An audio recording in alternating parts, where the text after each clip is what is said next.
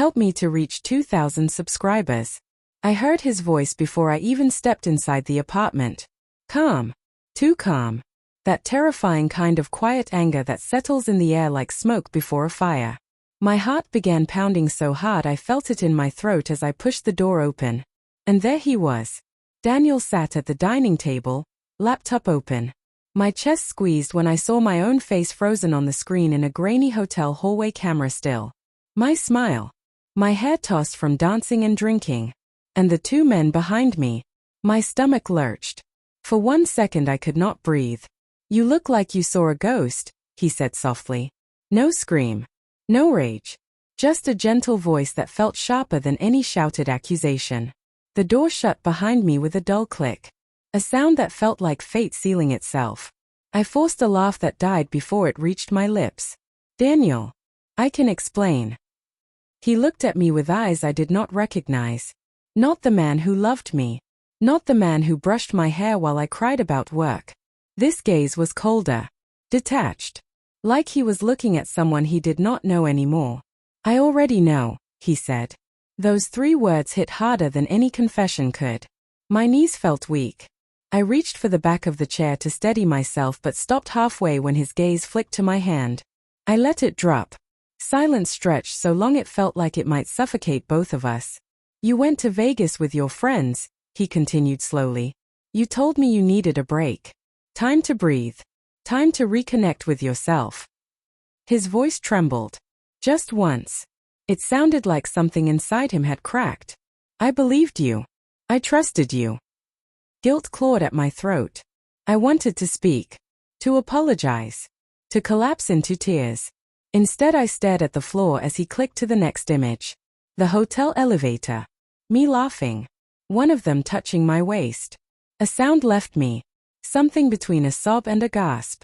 It was a mistake, I whispered. I was drunk. I was stupid. I did not think. It meant nothing. His jaw tightened. That is supposed to make me feel better. No answer formed. Because there was none. I hated myself in that moment. Hated the girl on that screen. Hated the thrill I remembered. Hated the way I had convinced myself it was harmless. Just fun. Just a night. No consequences. The truth tasted bitter. He closed the laptop gently. That tiny motion hurt more than if he had slammed it. Sit. It was not a request. It was not anger. It was exhaustion. The kind that comes after crying so hard you cannot cry anymore. I sank into the chair opposite him. The wood felt cold against my legs. Tell me why, he said. I swallowed hard. Shame burned through me so powerfully I wanted to peel my skin off. I forced myself to look into his eyes. I do not know. It sounded so pathetic. So small. His face twisted. Wounded. You do not cheat with 2 strangers because you do not know. My breathing stuttered. Tears blurred my vision. Truth clawed inside me. Ugly. Raw. I felt empty, I whispered. Like a spectator in my own life. Like everyone around me was alive and I was standing still. And I hated that feeling. I hated myself.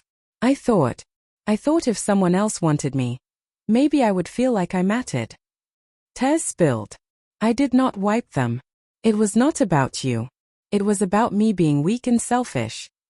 His jaw clenched so hard I could see the muscle twitch. So your solution was to destroy the one person who never made you feel invisible. His voice cracked again. That sound shattered something inside me. I loved you, he said. Every day. In every boring routine and every quiet night. And while I was planning our future you were looking for excitement somewhere else. Memory flashed. Him telling me about houses he wanted us to visit. Wedding venues. A dog breed he thought would suit us. I had smiled. Nodded. Kissed him. And then lied. I did not plan it, I whispered. It happened suddenly. He scoffed. Suddenly. You walked into a room with them. You kissed. You took off your clothes. None of that was sudden. Silence again. He looked at me like he was memorizing my face for the last time. Fear wrapped around my ribs. Daniel, please. I know I hurt you. I know there is no excuse. But I will do anything to fix this. He leaned forward. His voice was calm again. Too calm. Fix? You think there is fixing this? I held my breath. I spent days blaming myself, he said softly, wondering what I did wrong. If I was not enough. If I overworked. If I got comfortable. I thought love meant security. I thought I made you feel safe. I covered my mouth to hold in a sob. You did, I whispered. You made me feel safe. You made me feel loved. And I threw it away. He nodded. Slowly. Like he had expected the truth to hurt but not this much. There was a stillness in the room. Heavy. Final. Then he exhaled. I am not going to scream. I am not going to beg for an explanation. I am not going to compete with the ghosts of your thrill-seeking. He stood. I am leaving. My heart stopped. Please do not. His eyes softened with a sadness so deep it made me shake. You made your choice in that hotel hallway. He walked past me. I reached out impulsively but stopped, fingers hovering in the air. Touching him felt like a crime now. A privilege I no longer deserved.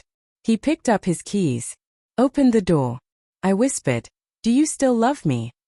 He paused. Shoulders trembling. He did not turn. That is the worst part, he said quietly. I do. The door closed behind him.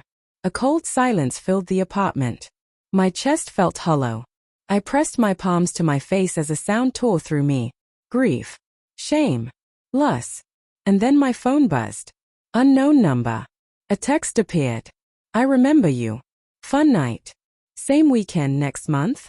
Another message followed with a winking emoji. My blood ran cold. My stomach twisted so violently I thought I might scream. I stared at my reflection in the dark screen. I did not recognize the woman looking back. In that moment I understood something brutal. The worst punishment was not losing him. It was being left alone with myself.